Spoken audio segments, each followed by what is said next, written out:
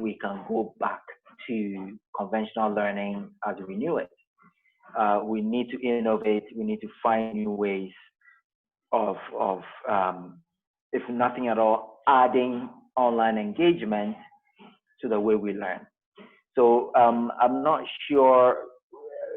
You said opening remarks, so I yeah, but that really works for it. Yeah, it works for it, and it actually launches us right into the conversation. So we know how things are changed. Can you please unmute if you're not speaking? Yeah, I can mute. Yeah, so I'm able to mute from here. So let me add some ground rules. If you're not speaking, kindly mute your microphone. And also, let's go right into the discussion. We are here to discuss what you've already described as the new normal, if I should say. So we had the shake with COVID, and now we are everybody and every venture is moving right from manual ways to digital and exploring all the possibilities. We've all been shaken to do that. So I want to ask the first question: has COVID-19 affected many businesses? Or no, we know that it has. So we are saying that what would you say has been the effect it has had on education in particular? So all sectors are doing things to pivot. What would you say has been the effect on education, on educational sector in particular?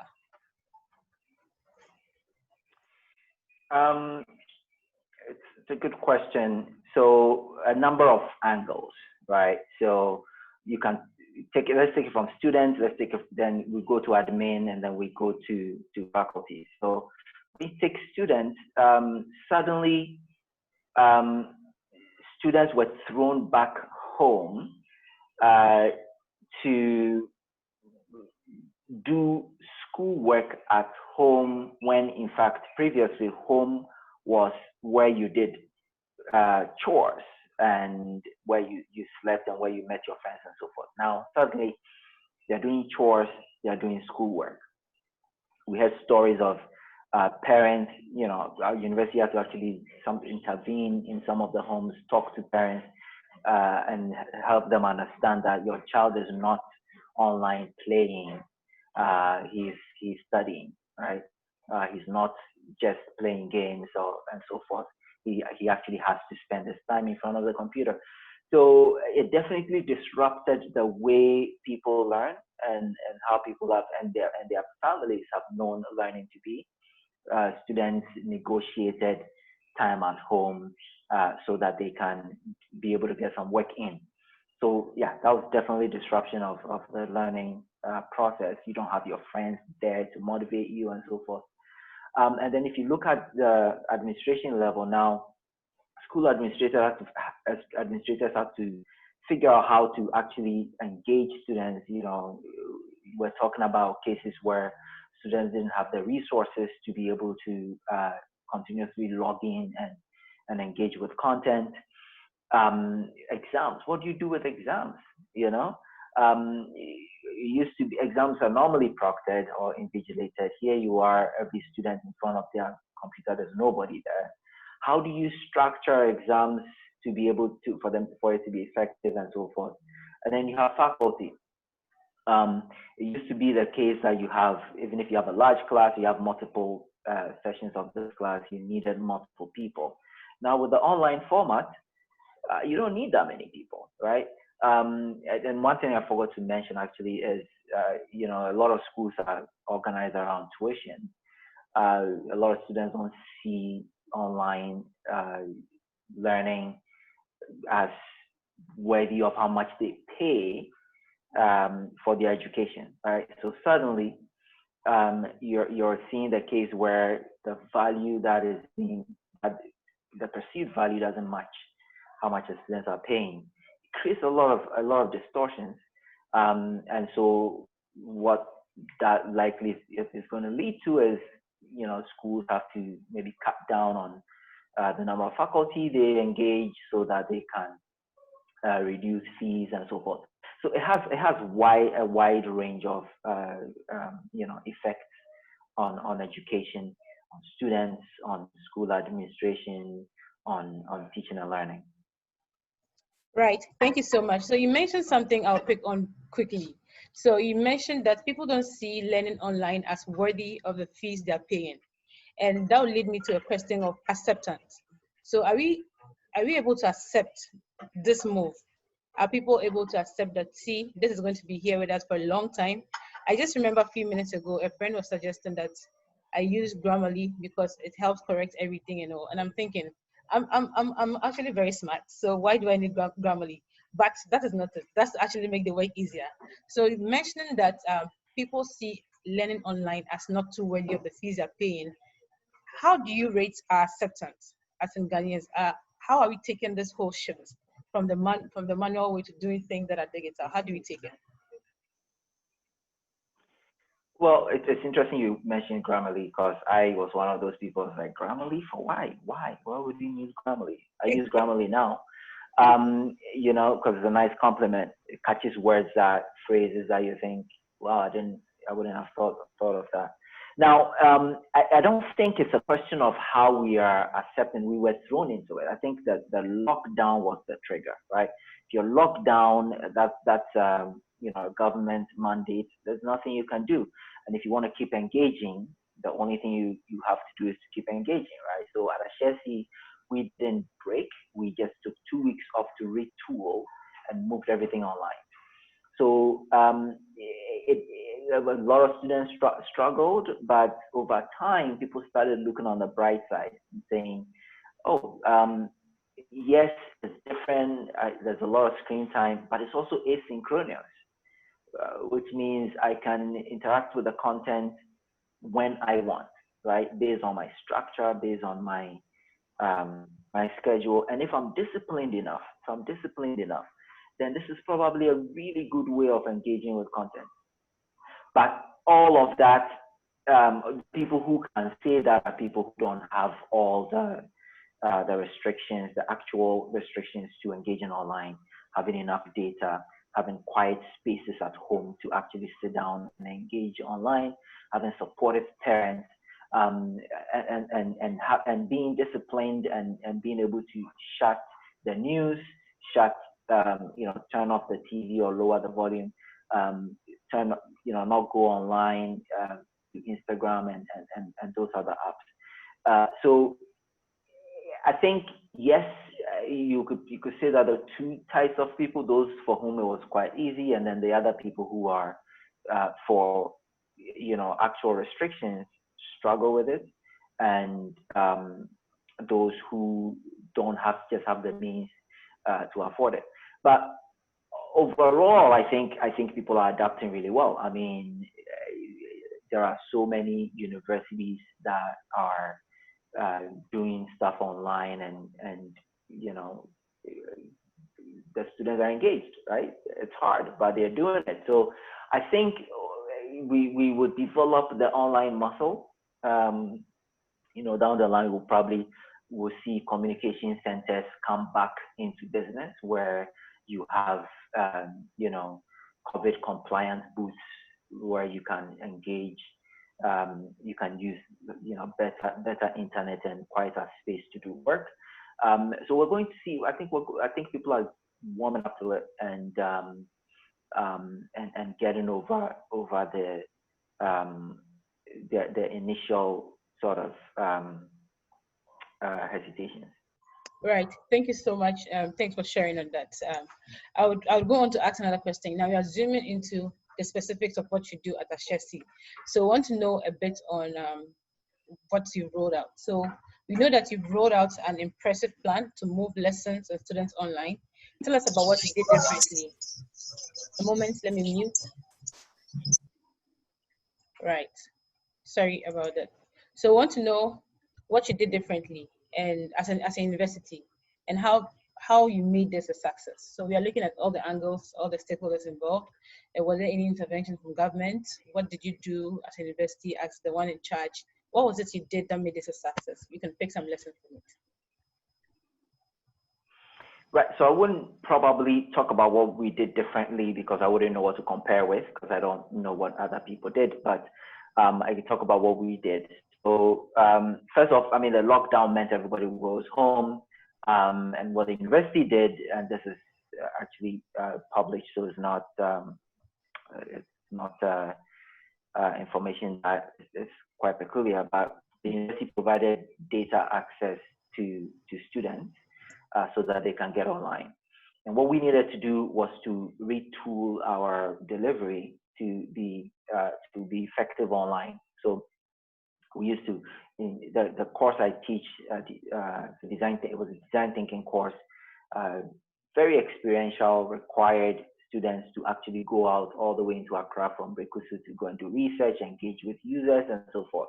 Now we have to think about how to take all of that online, right? So what did it mean?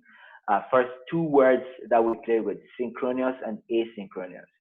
And for those who are not familiar, synchronous means it's like we're talking now, right?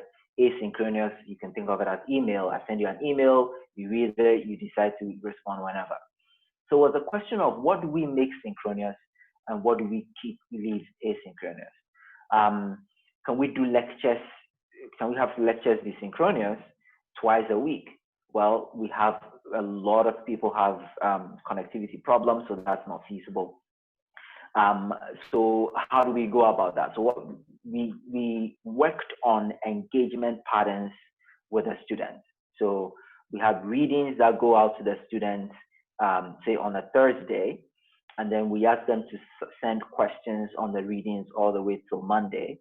And then on Monday, we do a voice over PowerPoint recording that you can quickly download on WhatsApp, right?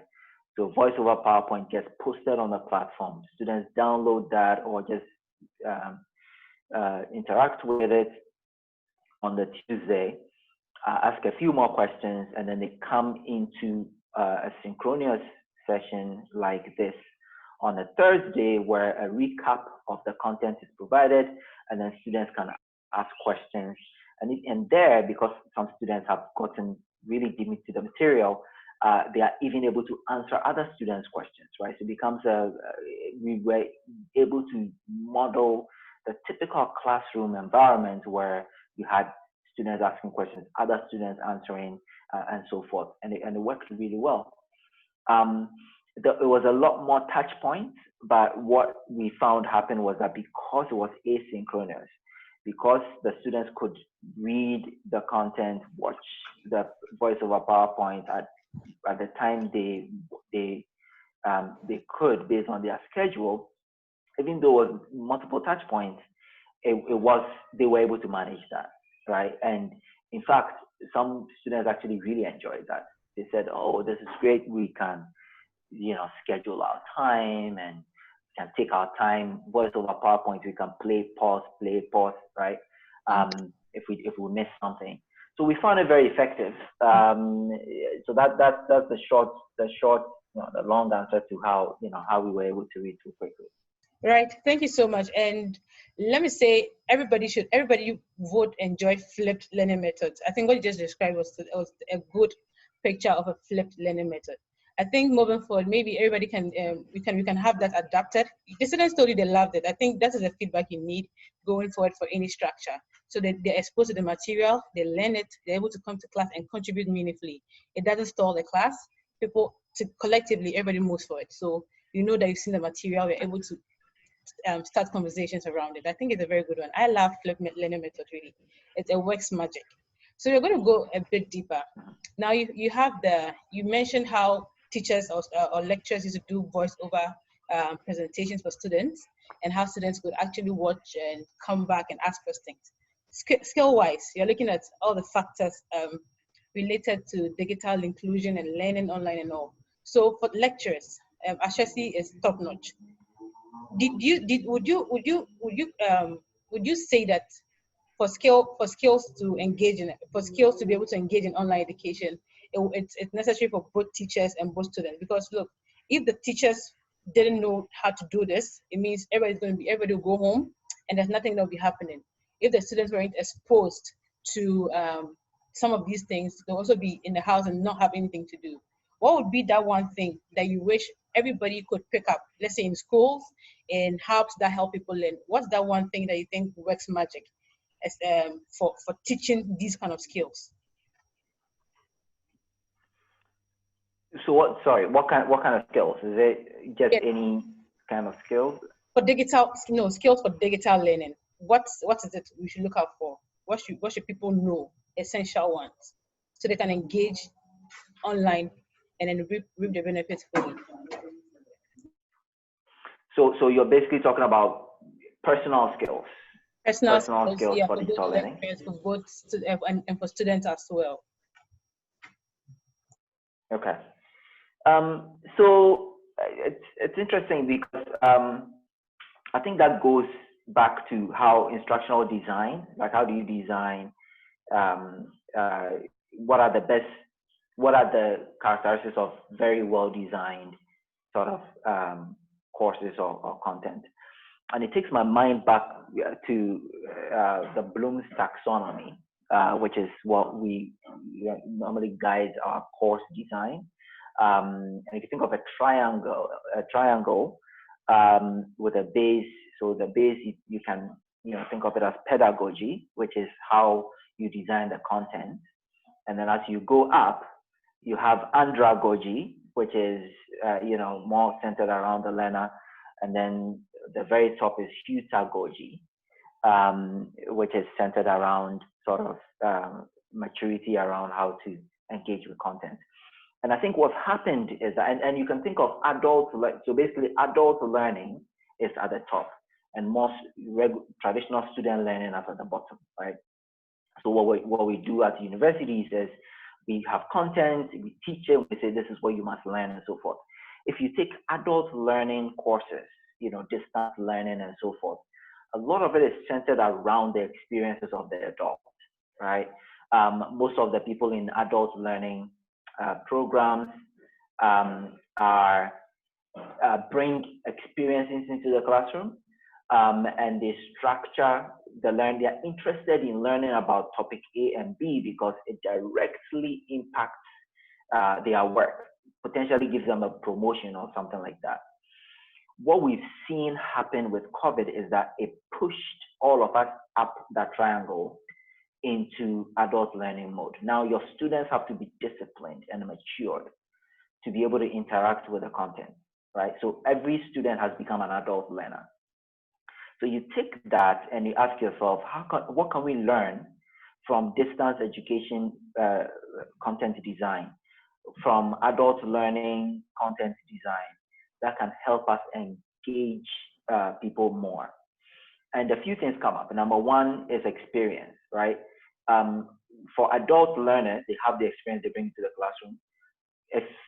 How do you model that in a typical student environment? You create projects, interesting projects that students get into that makes the content make sense to them, right? So I'll say that those are one of the skills. That's one of the things or the skills to develop. So interesting projects, and you put the students in and they say, okay, to be able to achieve the outcomes of this project, I must know A, B, C.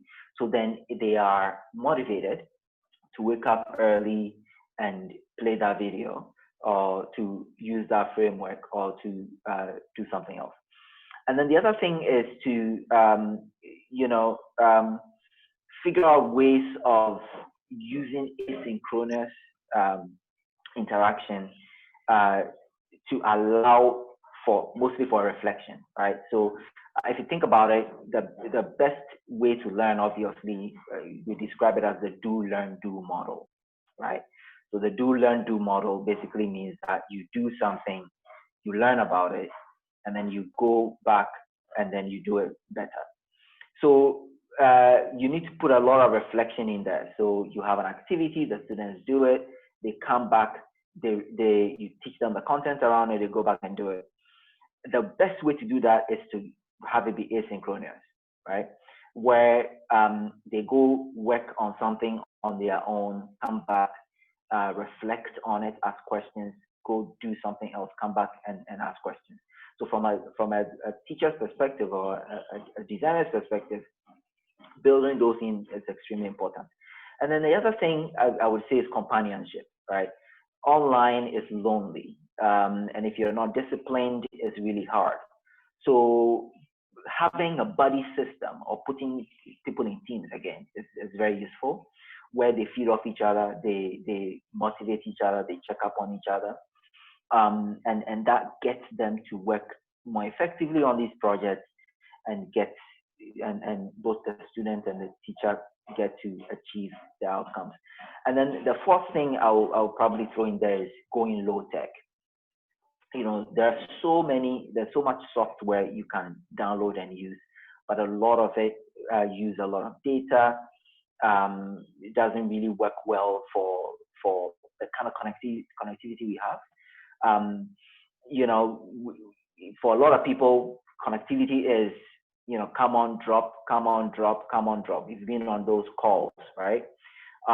But when you go low tech, and we found that, if you use things like Google Docs or Google Slides, and you activate the offline feature, it allows you to continue working even when you lose internet. And as soon as you reconnect the syncs, you lose internet, so you don't stop. And you can still do collaborative work with other people with, if you change your settings on Google Doc to the offline feature, very seamless. So what you're seeing, what happens there is that you're doing real-time work but asynchronous, right? Which is a really sweet spot, right? It's asynchronous, but it's still real-time in many ways. And then the fifth thing is really take advantage of what I describe as a global best. Now, the world is now one place, right? You can consume content from California live now. You get speakers from anywhere because it's all online, right? And so use very interesting content. Now that we're online, why not use the best content from around the world? Which then goes also to the motivation factor, right? It motivates people because it's the best content. Mix it, of course, with local content so that it's a lot more contextualized. If you can find, a speaker in the US or UK talking about something, find another speaker in Africa talking about the same thing. It contextualizes it and generates a lot of discussion, makes it very interesting for your learners. So that's from the design side, right? This idea of tapping into adult learning and seeing how we can bring that to our design. And from the student side, so the two words there are andragogy and heutagogy. And then for the student side, a few things, right? Negotiating your learning time, because if you are online, chances are, if you don't have your own house, chances are you have to do some negotiations about your learning time, your space, and so forth. So negotiate with people around you. Like between 2 and 4, please keep the TV off, or between 10 and 12, please don't call me to do any activities. I will do them after 12. Put in those negotiations, and then of course, develop a timetable and be disciplined, right? So don't put your phone by you certain times. Just put in some habits that help you be disciplined so that you can concentrate and work. And of course, it's always good to structure, right? So I'm going to sit down and watch this video it's only 18 minutes. I'm going to sit down and watch it till the end. And then I'm going to reward myself. Totally fine, but what it does is that it helps you structure your learning really well. And once it's structured, then you can take advantage of the design that the education person has put together, synchronous, asynchronous, and you can be more effective. So for students, structure, negotiations, discipline, and for educators, look at how to make things more interesting, go to the project mode, more projects, put people in teams so they can motivate and help one another, and go low tech. Don't jump onto high tech just because. Go low tech, allow people to be able to engage more effectively. Right. Thank you so much. I think what you actually shared goes beyond just a classroom. Even for teams, for employers building teams, for people working in teams, is very necessary. From the start, I was almost getting this. I'm like, what are these big words being used to describe a triangle? But you actually sent the point home beautifully when you spoke about even the companionship or the accountability system, or even buddy system. I love that, and it's true. Sometimes we work better, or our friends bring out the best in us. That's a good one. So I'll go on to ask one other question, and because what you described is really extensive, almost touches on everything I'd wanted to ask you. Right after, we'll allow the floor for a few questions, and then we can round it up. So let me ask you this one. So your project has been a success, or maybe you can tell us how you rate it. So moving forward, what's the future of education looking like for you generally? What do you see the future of education looking like based on the project and how you implemented, how it's been executed? What do you project? Right. So, I mean, the future of education has to include online. Has to, right? We've all gotten used to, or we're going to get used to it by the time the social grouping restrictions are lifted. And that could be early next year, it could be later next year, or so the future of education has to include online, and I think that going back to that triangle, if you permit me, at the base of that, Bloom's taxonomy is basically pumping knowledge into people, right? But as you go up that triangle, it's inviting people to co-create that knowledge. You mentioned flipped classroom, and for those who are not familiar with the flipped classroom, is basically the idea of turning it around so that the learning is led by students. So as you go up that triangle, you start to co-create learning with students, and experiential learning lives at the top of the triangle, right? And at Ashesi, for instance, we already, the core of our learning pedagogy or design is experiential, right? So we do a lot of projects, and so I think it comes back to that, right? I think that the future of education should be more experiential, and online helps you do experiential really well. And one of the things that I'm looking at carefully is moving a lot of project work online for several reasons. It's more effective because it's asynchronous, right? And then even when you, and so it allows people to come in at different times. I described Google Docs, working on Google Docs. Working on Google Docs is very effective because it's asynchronous. I put in a comment here, I go to bed, somebody else wakes up, they put in a comment, they work on it, somebody else works on it, and so forth. So it's very effective that way. Even the synchronous part of projects where you come to, say, a Zoom call like this and have a discussion, it's a lot easier to organize and actually execute than meeting in person, right? It's a lot harder to find time for people to travel to a place and, and sit down, and if it's a coffee shop, buy coffee and so forth, and have one meeting that you could have done for 30 minutes or an hour online. So synchronous, asynchronous, online works really well, we think, for group work. So why not move a lot of group work in education to online, right?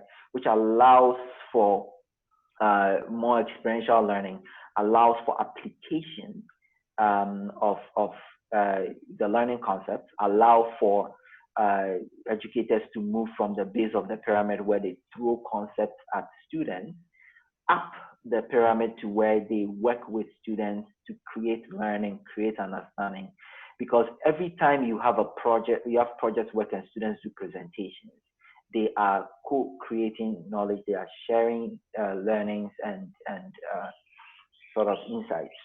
So I think that even schools that normally would not do project work until third year, I mean, at Ashesi, we put students into projects in the second week, of their first year. But we know a lot of schools will normally do project work in third year and so forth. Now, most of those schools should be able to start doing project work in first year, right? And have those kinds of courses be online courses, right? Where people get together on Zoom, talk about projects, everybody goes out, and then they move on to the Google Doc and keep working on something. Somebody goes to interview, somebody comes back, share I see those opportunities as ways of sort of complementing the traditional way of learning or conventional methods of learning going into the future. Right. Thank you so much, Dr. Gordon. This has been really insightful. I've learned a lot. We have a few minutes to go. And what I want to do now is to hear, what I want to do now is to hear from anybody in the chat. You can put up your hand or type in the chat. If you have a question specifically on any part of e-learning or digital learning, kindly raise up your hand. I'll call you to talk. Or if your background is noisy, you can actually drop it in the chat so I read it out to Doc. So let's do this. If you have any question, you can put up your hand now. I'll look through the chat and I'll ask you to speak. Else, kindly type it in the chat and I would read it out. So let's see if anybody has any question. I'm not seeing any hand yet, but you told us what we should expect in the future. Okay, somebody says, thank you, Doc, for the delivery. I want to ask Doc that you described that taxonomy. I don't know whether I got the name right. Is it Bloom? If you're able to type it in the chat, we'll all read about it. B-L-O-O-M. Is it Bloom? Yes, that's correct. All right, so I'm going to type in the chat. If you're curious, as I am, about learning this, I think it would be awesome to find out what it is. It's interesting how you described. Yeah, thank you, Doc. Thank you for putting it in the chat. So there's Bloom's taxonomy. Everybody can explore it. You can learn more. We can have recommendations on what we want to see, even in our own environment. You can speak to stakeholders, and that's a good way we can actually change some of the things we think are not working well. So I've not seen any question in the chat, and no hand is raised. So I'll ask one last question, then we can round up. So we've been right now we've experienced. Okay, there's Ikra. Somebody asking a question. Let me ask that before. What are the dynamics when dealing with younger children, like elementary online teaching? I think this is very important. What do you see, Doc? What are the dynamics when dealing with younger children? Right. So dealing with younger children is obviously a lot harder because when you think about it, younger children, a lot of those who didn't learn online saw the screen as a screen for entertainment, right? Either for watching movies or playing games and so forth. Now you're telling them to actually pay attention to something that is going to give them knowledge, and it's very confusing. But I think that it comes down to designing content that require them to respond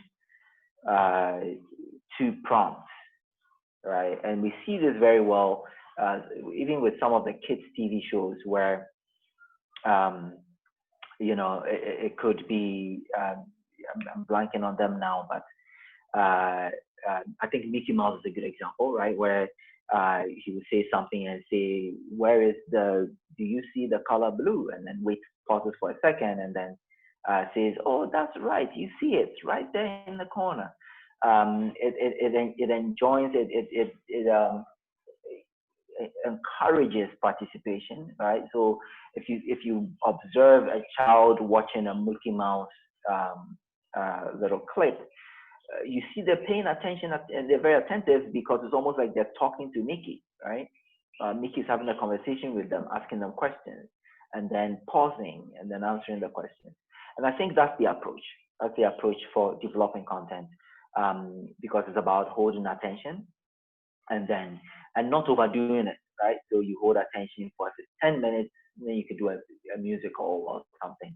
That's why you see there's a lot of music in kids' cartoons and so forth. So to learn something there's a lot of talking, a little bit of talking, and then somebody sings a song, and then there's more talking. Yeah. So if we can introduce those kinds of sort of elements in the design of content for children, then it could be more engaging, and then for parents, obviously, it is not putting your child in front of the computer for an hour, right? You break it up so that you can manage their attention a little bit more.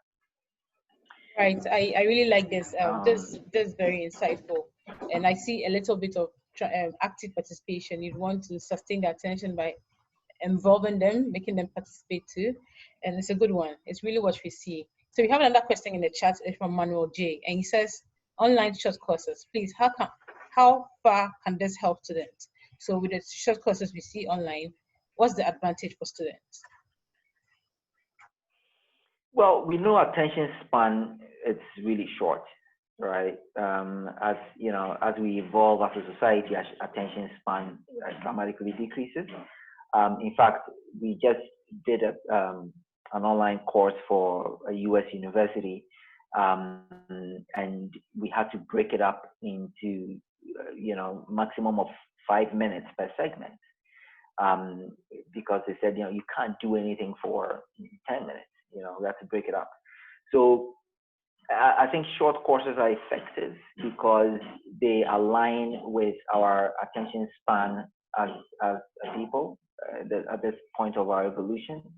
And they are able, and if anything that catches attention and it is able to hold attention for the period of its duration, is more likely to have an impact than somebody talking for an hour. So I think online short courses has been very effective, and also when they're interesting, right? So master class is one example where you have world-class practitioners and experts teaching about their field of expertise, and because they are the best, and it's very short, it's very engaging.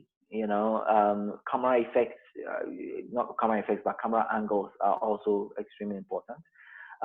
So once you have, short courses, attention span, and also designed for you to interact, even in that short period of time, I think it's a really good way of learning for students. And that's definitely going to be one of the key characteristics of online content going forward. Right, thank you so much. And now that we've mentioned short courses, I'm going to drop in the chat the partnership we have with IBM, where you can explore a lot of courses from data science to AI to any area you're involved in, and how you can actually leverage tech to make your work effective. So I'm dropping it in the chat. It's one of the reasons why we are here. So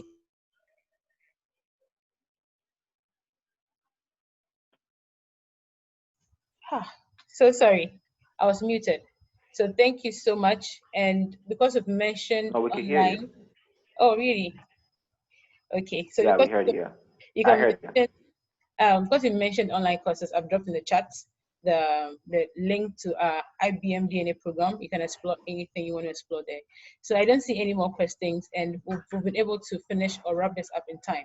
But I want to give us a few pointers before we leave the call, and that's we're going to have Doc again. So for anybody who is here today, I mentioned early on in the call that this is the first in a series of webinars. So you're going to come again with more information on another webinar. And you may want to actually join for the fourth one, because Doc will be back and he's going to be talking about how to use design thinking to reevaluate the customer's journey. So if this is of interest to you, you've heard all the dimensions Doc has come from, the angles he's looked at things, it makes it holistic. So if you want to join on the next, or that's the fourth webinar, we'll share the information via mail on our social media platforms. So Doc, I want to thank you so much. Personally, I've learned a lot, and I'm going to explore the Bloom's taxonomy really. And on the fourth call, we'll do more about it. So thanks to everyone who joined us. And we'll have this video, we recorded this. So you're going to have it up on our YouTube channel for all those who missed. You can have a playback, you can listen again, and it's going to be an added advantage to what you do now and your job in school as a student and all. So thank you so much, Doc, and we'll be back again with you on the fourth webinar. Thank you, everyone. Here you can unmute and say bye. You can say goodbye to everybody. Thank you so much. Right. Thank you. Right. You can sign off. Bye, everyone. Great pleasure. See you on the fourth. All right. Goodbye. Sure. Thank you so much, Bye-bye. everyone. Thank you. Bye.